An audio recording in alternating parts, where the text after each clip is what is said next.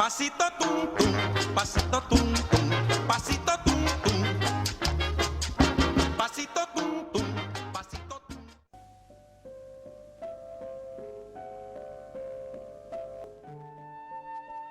The Spirit of the Beehive is often considered to be a Spanish cinematic masterpiece from the director Victor Erice, who also helped bring the new wave in Spain in the 1970s. Its fresh style and poetic language came at a time of civil war when the story was so significant during General Franco's regime that has earned its respect among viewers. Looking at Guillermo del Toro's Pan's Labyrinth, it's very obvious he borrowed many of the themes from the Spirit of the Beehive, but it complements the emotional complexities of Victor Erice's ideas that it gives a clearer picture to understand where he's coming from and reflects the negative impact that the war left on the people of Spain. Other movies have depicted the Spanish Civil War in a more horror tone, such as The Devil's Backbone, which was also directed by Guillermo del Toro. But for this comparison, I'll be looking into these two ironic films that start off as fairy tales for kids when they are not. So let's look into The Spirit of the Beehive and Pan's Labyrinth. What did they have in common? Trauma.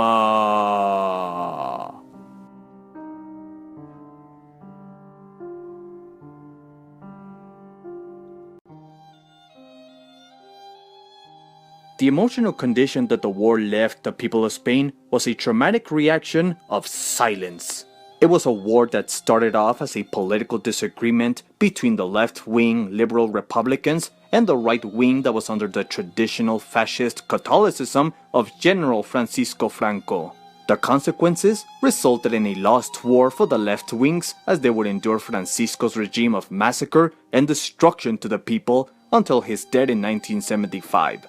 Those that survived the war were consumed by the eagerness to forget about this big blow. The fear of persecution infected the people on staying silent from their own historical period. According to O'Donoghue's article from the University of College of London, a new boom rose up in Spain known as the memory boom. Fiction became popular, stories, novels, books, but not necessarily to be an escapism, but so that, from the words of O'Donoghue's article, fiction could reconnect the people to their past. In that way, their history would not be forgotten. This trauma would inspire artworks from Picasso, writings from George Orwell, and poets that created work of fiction and history. And if there's something that World War II has taught us, is how important stories are during those days. Movies, fairy tales, comic books, they're stories that can equally serve as an escapism and as a tool to look at the world in a more optimistic view. Oh, Annie M, there's no place like home.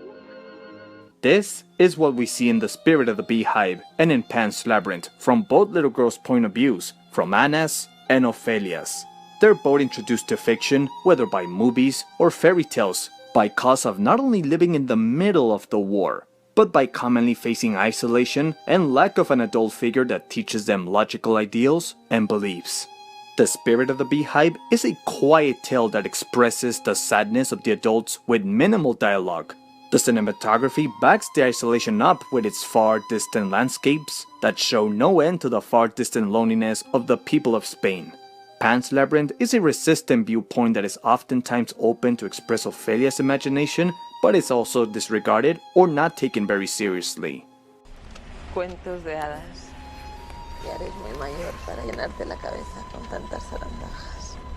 Because they don't know how to deal with the dark cruelness of reality, their fantasy becomes their only reality that offers them escapism. Anna goes on a quest to find the Frankenstein monster after being traumatized by the classic James Whale movie. Ophelia meets a faun that gives her multiple dangerous tasks so she can return to her lost kingdom and become the princess of a world of magical kings, fairies, and fauns. But aside from their subtextual symbolism, they personally share their own traumas of loss or lack something of value, as they both have witnessed intense images they were not ready to experience. Anna's trauma comes from experiencing death at a young age in the big screen and in real life. She doesn't have much communication with her parents, and they don't have much communion with each other either. Ophelia's experience is much darker than Anna's. She loses her father, her mother dies giving birth to her baby brother, her stepfather is a sadistic militant who doesn't care about her. Anna and Ophelia are two traumatic depictions of Spain that depict their historical and emotional reaction to remain isolated or remain inside their fantastical fiction. Anna reacts more quietly to her fiction, defying what anyone says about it to be contrary. It's not made very clear what she truly thinks. We just gotta follow up her behavior as if it were a silent film. And the more devoted she gets on making contact with the spirit of the Frankenstein monster, the more she becomes isolated from her family and her reality. That she ends up reliving scenes from James Whale's classic movie, with the little girl on the lake and the mob carrying torches in the end. Ophelia reacts by interpreting what negatively goes around through her imagination. She's invited to dinner with her uncaring stepfather? She'd much rather miss it and go ruin her dress that was made to impress him. She'd much rather believe that a magical root can heal the pregnancy pains of her mother. And she also might have had thoughts of killing her baby brother due to the loss of her mother. Solo un poco de sangre, un pinchazo tan solo es la última prueba.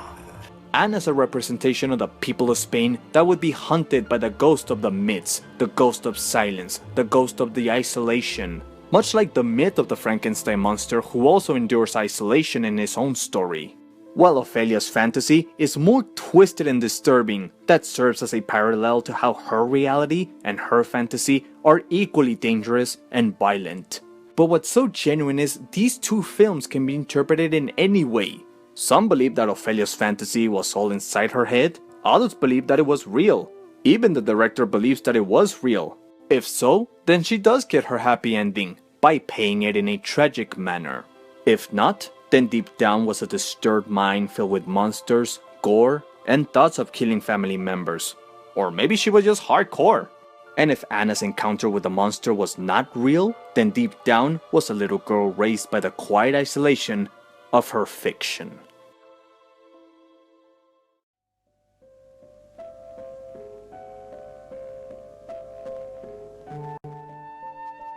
The thing about Erice and Del Toro is they are no strangers to the imagination, whether it's psychological as it is Erice's The South, or more visual and creative, as it is what Del Toro's new movie looks like it's going to be with The Shape of Water. However, these are more war movies than they are fantasy, especially Pan's Labyrinth. The benefit side of Guillermo is he could now talk more broadly about the fascist regime. He could express how cruel and violent Francisco's regime was, as he embodies the villain of the movie, General Vidal, as all of these ideals. His oppositional view that every social class was equal, his ruthless violence, and his drive to have a clean Spain. Yo estoy aquí porque quiero que mi hijo nazca en una España limpia y nueva. Porque esta gente parte de una idea equivocada, que somos todos iguales. Pero hay una gran diferencia, que la guerra terminó y ganamos nosotros. However, he's not made as a total black and white evil guy. There are some gray areas from Vidal, reflecting how the war was described to be more complex than just being good versus evil. He takes pride on his militant lineage that wants to keep it going as long as he can. The only one we ever witness show any care for is his baby son, who intends to make him carry his family name and follow his violent military steps. And to see that lineage getting lost is the worst fate that could happen to him than losing the war. The spirit of the Beehive wants to disguise itself as a fantasy horror genre for the poor, but at its core is a subtextual, mythical war movie. However, the subtexts are very encryptic to see them the first time without any historical context, and that's where the brilliance of the director shines through. The cinemas in Spain were drastically affected under Francisco's regime as they were turned into manipulated history and propagandas that romanticized the regime's ideals. Anything mythological, fantasy related, or any criticism of the regime was censored. So to hide these subtexts in the film, Victor Erice uses the little girl, the bees, and Frankenstein as allegories to criticize the fascism of Spain. The Frankenstein movie could represent General Francisco's propaganda being fed into the people. At the same time, some of its selective dialogue from James Whale movie is brilliantly made subtextual on the yearn for freedom over its fascism. The little girl represents the Spain that wants to break out from the regime, and the bees represent the oppressed Spain that follows the regime's orders. The poetic voice of Anna's father is also the voice of Victor Erice, who uses the Beehive poem to compare the bees with the Spain that is blindly under Francisco's regime.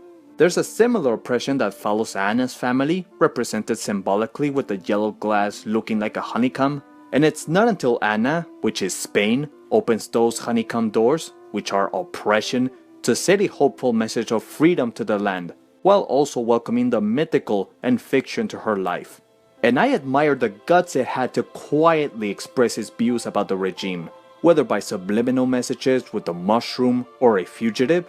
It took a high bet of facing death if being caught, which paid off positively being recognized as Spain's greatest cinematic film. If you haven't seen any of them, go check them out. You might feel at first impatient with the spirit of the Beehive's slow, confusing pace and lack of dialogue, but it's got great cinematography and unique symbolisms about Spain's own history. Pan's Labyrinth has imaginative creatures and sets. The villain is great, one of the best in the modern era. The characters, whether they have a major or minor role, leave an impact that makes you remember them. And it's got a well-deserved rated R for its violence. Do you want to know how he got those scars? So plug in that movie, open up that fairy tale cover, and submerge yourself into the fantasy of trauma.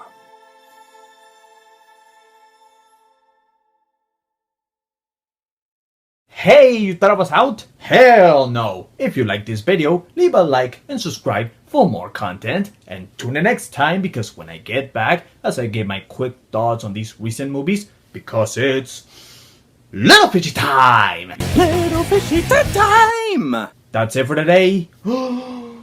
Ciao! Pasito tum tum, pasito tum tum, pasito tum tum.